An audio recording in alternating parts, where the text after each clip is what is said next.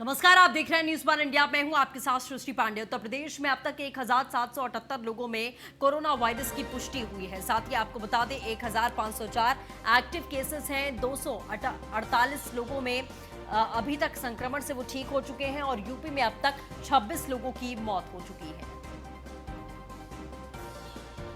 करीब 6,24,000 मकान है हॉटस्पॉट की श्रेणी में। बाकी बता दें, यूपी सरकार ने आज कोरोना को लेकर बड़े फैसले किए। सप्लाई चेन से जुड़े लोगों की टेस्टिंग की जाएगी।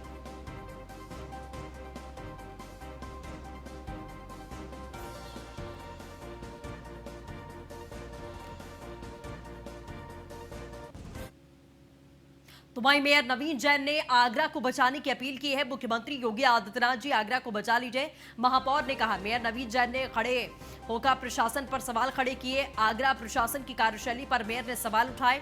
डिप्टी सीएम दिनेश शर्मा को पत्र लिखा। आगरा में लोग हैरान परेशान है। कोरोना पॉजिटिव मरीजों का आंकड़ा बढ़ चुका है। आगरा देश का वुहान बन सकता है। अधिकारी सिर्फ फोटो खिंचवाने के लिए 15-20 मिनट के लिए बाहर आते हैं।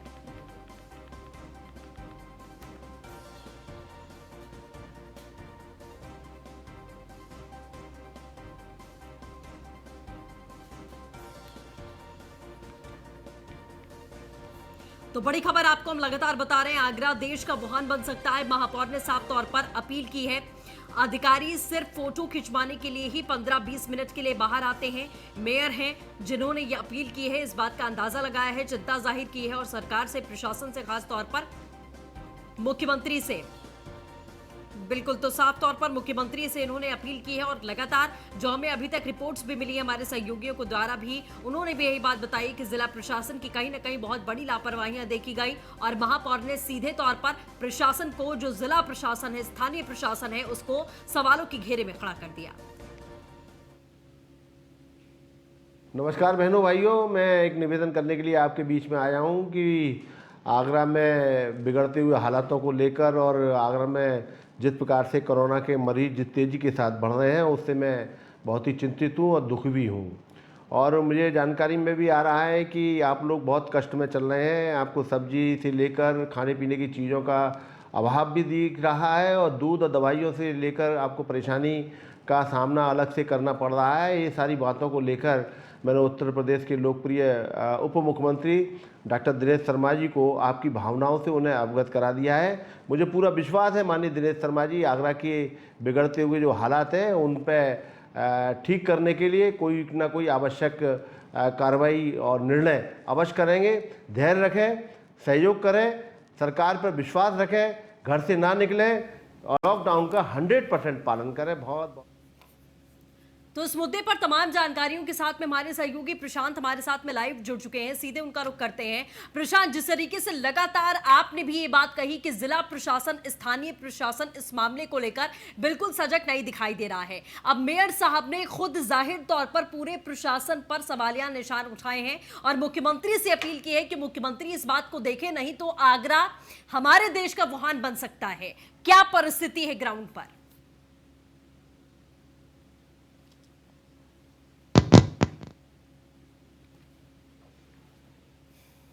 फिर ये कहें कि जिला प्रशासन से जुड़े लोग हैं, वो अपनी कुंभकर्ण की नींद से नहीं जाग रहे हैं। वो एसी में बैठकर काम करते हैं और यही वजह है कि आज ये आंकड़ा 358 यानी 358 पर पहुंच चुका है। ताजनगरी आगरा उत्तर प्रदेश में नंबर 1 पर है। जिन अधिकारियों के कंधे पर ये जिम्मेदारी है कि इन्हें क्वारंटाइन किया जाए, आइसोलेट किया जाए, सैंपलिंग की जाए, वही अधिकारी एसी से मजे ले रहे हैं और इस शिकार ताजनगरी आगरा की जनता हो रही है। ये बात हम लगातार अपने चैनल के माध्यम से आगरा के अधिकारियों पर जमीर लगा रहे थे और आज बात को चरितार्थ किया है आगरा शहर के प्रथम नागरिक नवीन जैन ने। नवीन जैन ने जो पत्र उत्तर प्रदेश के सीएम मुख्यमंत्री योगी आदित्यनाथ और डिप्टी सीएम दिनेश शर्मा को लिखा है, अगर नवीन जैन की वेदना, करुण और क्रंदन अगर आप बात करें, उस पत्र की जो 3-4 लाइन है, हम उस पर गौर करना चाहते हैं। चलिए प्रशांत, आप बने रहे हमारे साथ में। मेयर खुद हमारे साथ में जुड़ चुके हैं, नवीन जैन साहब हमारे साथ मौजूद हैं। नवीन जय जी, आपका स्वागत है न्यूज वन इंडिया पर। जिस तरीके से आपने अपील भी की है मुख्यमंत्री से और लगातार ये रिपोर्ट्स भी आ रही हैं कि जिला प्रशासन सही तरीके से काम नहीं कर रहा है, आपने सीधे तौर पर कहा है, चेताने की कोशिश की है कि अगर हम अभी कंट्रोल नहीं कर पाए तो कहीं ना कहीं आगरा शहर वुहान बन सकता है, जो चीन में हमने तस्वीरें देखी हैं। सर, क्या कुछ आपको ऐसा महसूस हुआ कि आपको लगा कि स्थानीय प्रशासन सही तरीके से कार्य नहीं कर पा रहा है? जी जी जी इसलिए लगा मेरे को कि आगरा में एक तो लगातार कोरोना के बढ़ते हुए मरीज हैं। आज 358 मरीज हमारे आगरा में आ गए हैं और 2 अंकों से कम तो आगरा में मरीज निकल ही नहीं रहे हैं जी। दूसरी बात कमी क्या चल रही है कि कोरोना की जांच कराने के लिए लोग शहर के में जाते हैं डिस्ट्रिक्ट हॉस्पिटल या फिर मेडिकल कॉलेज में, वहाँ कोई इंतजाम नहीं है कि उनका कोरोना का टेस्टिंग भी हो सके, जांच हो सके। पूरे एक परिवार में एक व्यक्ति की अगर पॉजिटिव रिपोर्ट आती है तो बाकी परिवार के लोगों का कई कई दिन तक जांच नहीं हो पाती है। वो परेशान होते हैं पूरे परिवार के लोग। दूसरा, डायलिसिस ना होने के कारण से कई मरीज तो मर गए आगरा में। और हार्ट अटैक अगर शहर के किसी भी नागरिक को अगर हो जाए तो उसका कोई नर्सिंग होम हॉस्पिटल में इलाज के लिए आज कोई तैयार नहीं है, कोई नर्सिंग होम वाला। प्रेग्नेंट अगर महिला है, बच्चे को जन्म देने वाली है, अगर वो भी घर से बाहर निकल जाए तो उसको भी एडमिट करने वाले नर्सिंग होम वाले कोई तैयार नहीं हो रहे हैं आज की डेट में। दवाई की दुकान बंद है, सब्जी ठीक ढंग से मिल नहीं रही है, दूध के लिए लोग परेशान है। इन सब कारणों के कारण से मैंने माननीय मुख्यमंत्री जी को, माननीय उप मुख्यमंत्री जी को प्रार्थना किया कि मेरे आगरा शहर को बचा लीजिए। आगरा के हालात बहुत गंभीर है, कोई इसे संभालने के लिए मैंने निवेदन उनसे किया है। बिल्कुल नवीन जैन साहब, प्रथम नागरिक होने के नाते जिस तरीके से आपने अपील की है, जाहिर तौर पर वो सराहनीय है, ख्याल किया है वो भी बहुत सराहनीय है। लेकिन इतना समय बीत जाने के बावजूद, इतने मरीज सामने आने के बावजूद भी क्या जिला प्रशासन का वही लचर रवैया रहा है? वही सिचुएशन आपने वहां पर देखी है? क्या लॉकडाउन का उल्लंघन वैसे ही होता रहा है जैसे होता आया है आगरा में? लॉकडाउन अगर ठीक ढंग से अगर प्रारंभ से ही हो गया होता तो मुझे लगता है काफी कुछ कंट्रोल होता। अब सख्ती पुलिस प्रशासन ने की है, लेकिन लठमार सख्ती हो रही है, लठमार सख्ती हो रही है। मतलब किसी के पास अगर पास भी है तो उसका पास नहीं देखा जाता है और देखने से पहले उस पर 2-4 डंडे मार दिए जाते हैं। कोई आवश्यक कारण से जा रहे हैं, उनको उनकी बात को समझने कोई पुलिस के लोग तैयार नहीं हो रहे हैं। एक 80 साल के बुजुर्ग व्यक्ति को गिरा दिया और उसके साथ में मारपीट की। जब उसका बेटा बचाने आया तो उसको लठ अलग बजाए गए उसके ऊपर। ये स्थिति है यहाँ की आगरा की। ठीक है जैन साहब, जिस तरीके से आप परिस्थिति बता रहे हैं, पहले जाहिर तौर पर कहीं ना कहीं लचर रवैया जिला प्रशासन ने यहाँ पर दिखाया, तभी आंकड़ा आज इतना ज्यादा आगे बढ़ चुका है। क्या जिला प्रशासन लोगों को जागरूक करने में भी बहुत हद तक नाकामयाब रहा है? हाँ, मैंने प्रारंभ से कहा इस बात को कि जब भी कोई आपदा आती है, जब भी कोई संकट आता है, शहर में संकट आए, देश में संकट आए, तो वहाँ के स्थानीय नागरिकों को सहयोग लिया जाता है। जो प्रबुद्ध जन है उनका सहयोग लिया जाता है, उनके सुझाव लिए जाते हैं। जो हमेशा से होता रहा है, कोई नई बात नहीं है। जब भी कोई कर्फ्यू लगता है, कब भी कोई ऐसी परिस्थिति विशेष बनती है तो आम नागरिकों का सहयोग लेके उस लड़ाई को लड़ा जाता है। जो यहाँ पर इस प्रकार के इंतजाम नहीं हुए जी। हम जन को इसमें, हमें कुछ प्रमुख जन होते हैं, प्रमुख लोग होते हैं, अगर हम उनका सहयोग ले लेते तो आज हम इस स्थिति में, हमारा शहर नहीं होता जो आज स्थिति में यहाँ आ चुका है। ठीक है जैन साहब, आपने अपने जो भी आपने पत्र लिखा है उसमें क्या क्या अपील की है आपने मुख्यमंत्री से, ये भी समझना जरूरी है। जी जी जी जी वो बताई मैंने आपको, वही मैंने लिखा है पत्र में जो आपसे चर्चा हुई है। बिल्कुल ठीक है सर, चलिए हमारे साथ जुड़ने के लिए आपका बहुत बहुत शुक्रिया। तो जाहिर तौर पर जिस तरीके से मेयर साहब अभी बात कर रहे थे, कहीं ना कहीं सिचुएशन आउट ऑफ कंट्रोल होती जा रही है, इसीलिए मेयर साहब ने यहाँ सीधे तौर पर मुख्यमंत्री को पत्र लिखा है और आगरा शहर को बचाने की उन्होंने अपील लगाई है। प्रशांत हमारे साथ, हमारे सहयोगी लगातार बने हुए हैं आगरा से। प्रशांत, जिस तरीके से मेयर साहब अभी तमाम बातें, तमाम चीजों पर डिस्कशन अभी कर रहे थे कि ये वो तमाम मुद्दे हैं जिस पर जिला प्रशासन फेल रहा है, अब सख्ती की गई है, कड़ाई की गई है, चूंकि जाहिर तौर पर अब ऊपर से अधिकारियों का भी और सरकार का सीधा प्रेशर है, क्योंकि आगरा हब बनता जा रहा है कोरोना का, तो इसमें लाठी डंडे बरसाना पुलिस ने शुरू कर दिया है। जैसा मेयर साहब ने कहा कि अगर आपके पास में पास है तब भी वो लाठी डंडे बरसाना शुरू कर दे रहे हैं। मतलब पहले आपने जागरूक करने में कमी छोड़ी, उसके बाद में अब आप सीधे डंडे से बात कर रहे हैं।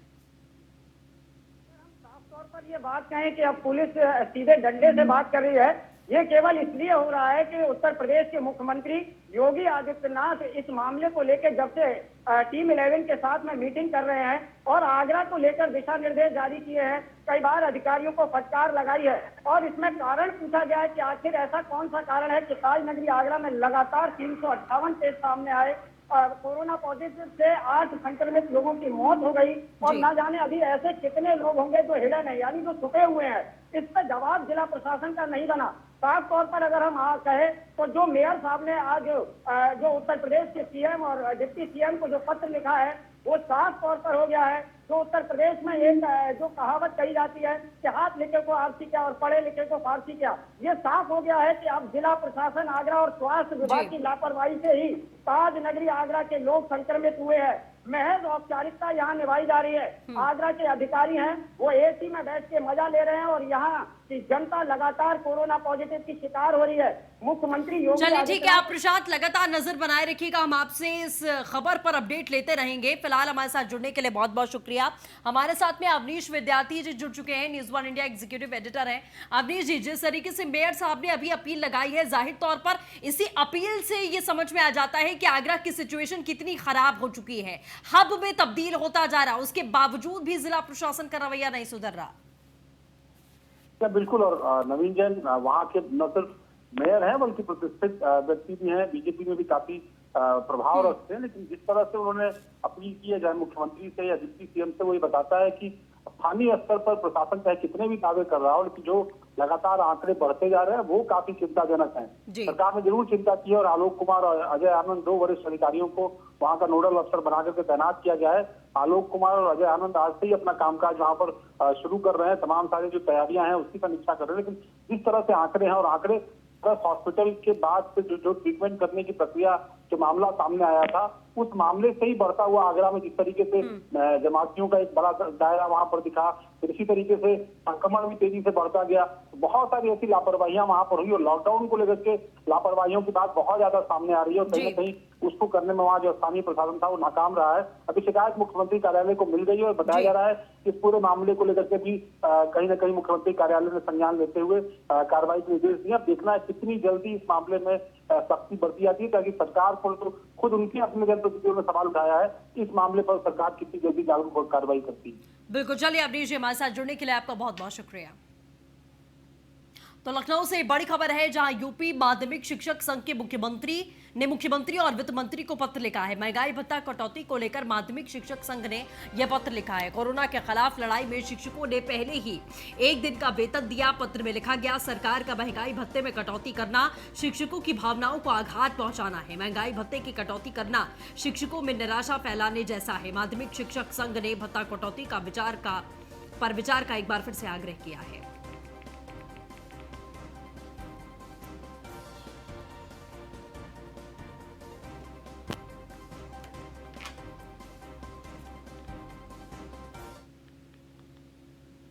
गाजियाबाद से बड़ी खबर है, जहां लेडी डॉक्टर में कोरोना की पुष्टि हुई है। प्राइवेट लैब की जांच रिपोर्ट में कोरोना पॉजिटिव पाया गया है। इंदिरापुरम इलाके में रहती है कोरोना पीड़ित लेडी डॉक्टर। अब तक 36 हुई है। जिले में कोरोना मरीजों की संख्या, सीएमओ नरेंद्र कुमार गुप्ता ने मामले की जानकारी दी है।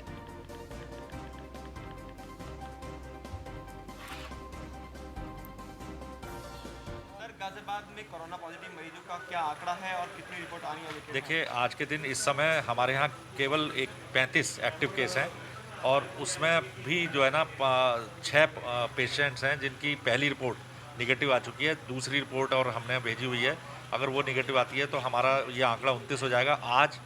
और एक पेशेंट अभी सूचना मिली है कि वो एक महिला डॉक्टर हैं जो प्राइवेट हॉस्पिटल दिल्ली में सर्विस करती हैं और यहाँ इंदिरापुरम से अप एंड डाउन करती हैं। उनकी प्राइवेट लैब लाल से पॉजिटिव हुई है और हमने अपनी टीम भेज दी है, वहाँ डिसइंफेक्शन और सर्विलांस की कार्रवाई चल रही है। सर पेशेंट सर कितने हो गए महिला को लगाने के? महिला को अगर ले लेते हैं तो ये हमारे यहाँ 36 एक्टिव केस हो जाएंगे। सर कितनी रिपोर्ट आनी अवेटेड है? ये हमारी लगभग 437 रिपोर्ट हमारी अवेटेड है। उसमें अगर आती हैं तो फिर उसके बाद आंकड़ा देखते हैं क्या होता है। सर क्या कुछ इस सोसाइटी में ये आप प्रिकॉशन ले जाएंगे महिला डॉक्टर के जो नहीं, वो बिल्कुल डिसइंफेक्शन की कार्रवाई हमारी चल रही है और वो सर्विलांस की टीम भी हमारी जा चुकी है।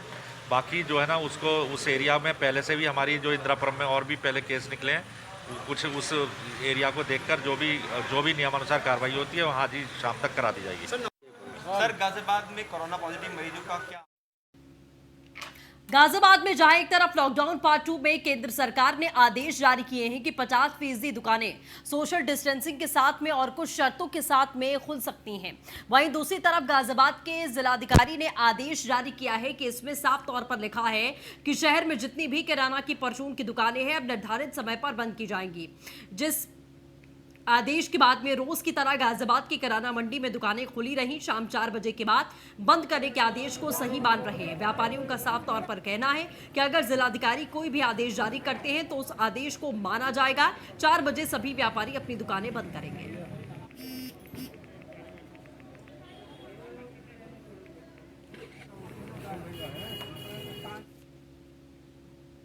किराना मंडी आपको पता है 4 बजे के बाद अब मंडी बंद हो जाएगी। हाँ पता है। तो कोई दिक्कत परेशानी?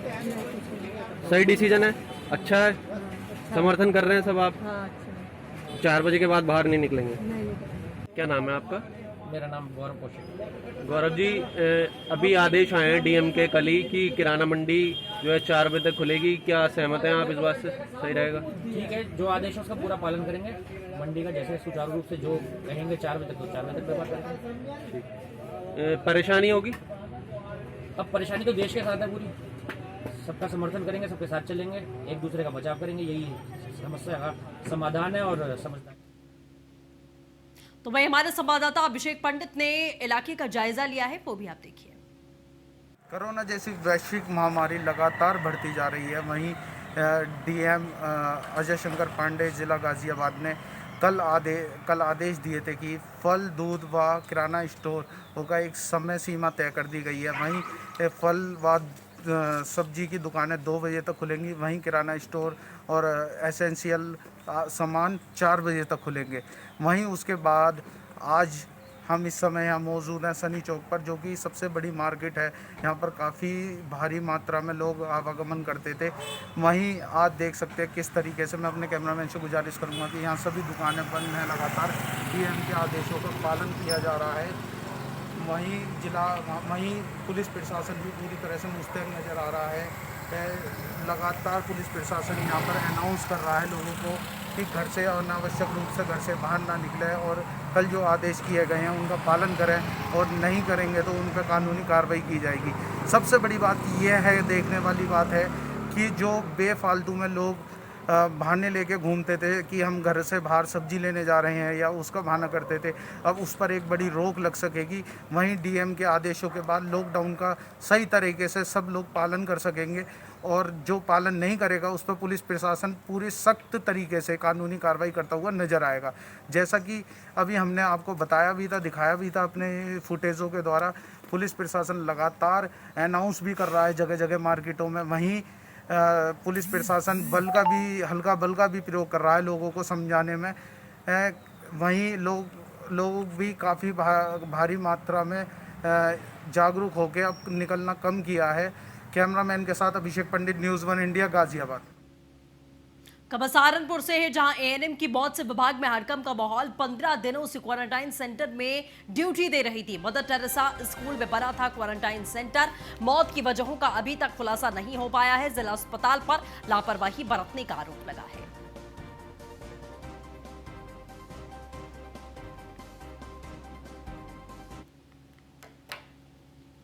क्या मामला था? उनको पता ही नहीं चल रहा कि भाई कोरोना हुआ कि हार्ट अटैक हुआ, ये कुछ नहीं पता सकता। अब तो जांच के बाद ही पता लगेगा।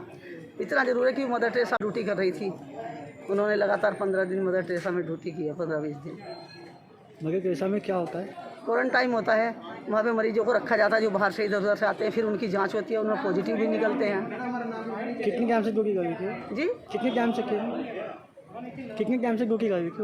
उन्होंने करीब 15-20 दिन ड्यूटी की है लगातार। स्टाफ नर्स की क्या है? ये ना मैम, लोग तो हमारा काम तो फील्ड वर्कर है, लेकिन हमारी ड्यूटी वहाँ लगा दी गई थी। सर, हमारे पास में मास्क की कमी रहती है। हमने अपने अधिकारी को कहा भी है हमें कैप दे दीजिए। 1 या 2 कैप मिली थी शुरू में। हम तो उसे धुल के घर जाएंगे, धुलेंगे, डिटोल में डालेंगे और थोड़ी देर गर्म पानी में डाल के रखेंगे, फिर अगले दिन उसे इस्तेमाल कर रहे हैं। मैं अपनी कंडीशन बता रही हूँ, हमारी सब बहने की स्थिति यही है सारी। नोएडा के सेक्टर 135 में स्थित सीजफायर कंपनी से कोरोना का जिंद निकलने के बाद में जहां प्रशासन ने हड़कंप मचा हुआ था, तो वहीं सीएम ने कार्रवाई करते हुए सबसे पहले तत्कालीन रहे डीएम को हटा दिया था और कोरोना का मामला बढ़ते देखकर सीएमओ को भी हटा दिया गया, जिसके बाद सुहास एलवाई को जिलाधिकारी बनाया गया, जिसके बाद जिलाधिकारी सुहास एलवाई ने 31 मार्च को सीजफायर कंपनी को सीज कर दिया। गौतम बुद्ध नगर की जानकारी, जिलाधिकारी का क्या कुछ कहना है इस पूरे मामले पर, वो भी आप सुनिए। लगभग 48 मामले पहले से चिन्हित है जो सीज फायर से जुड़े हुए हैं, परंतु हम लोग ये कॉन्टैक्ट ट्रेसिंग एक हमेशा निरंतर प्रक्रिया है। ये हम हर कोविड-19 पेशेंट के द्वारा वो किन किन को संपर्क किए हैं, उनके कॉन्टैक्ट्स कौन कौन रहे, ये निरंतर तरीके से हम वॉच करते रहते हैं उनके प्राइमरी और सेकेंडरी कॉन्टैक्ट्स को, उसी हिसाब से आवश्यकता बनारस से खबर है, जहां नमकीन फैक्ट्री में लगी भीषण आग। आपको बता दें, थाना कैंट के हुकूलगंज इलाके में हादसा हुआ है। एनडीआरएफ और फायर ब्रिगेड की टीम मौके पर पहुंची है। कैंट इलाके के स्थानीय निवासियों का बयान है कि लॉकडाउन के बावजूद भी यहां पर नमकीन बनने का काम लगातार जारी था, फैक्ट्री में काम चल रहा था।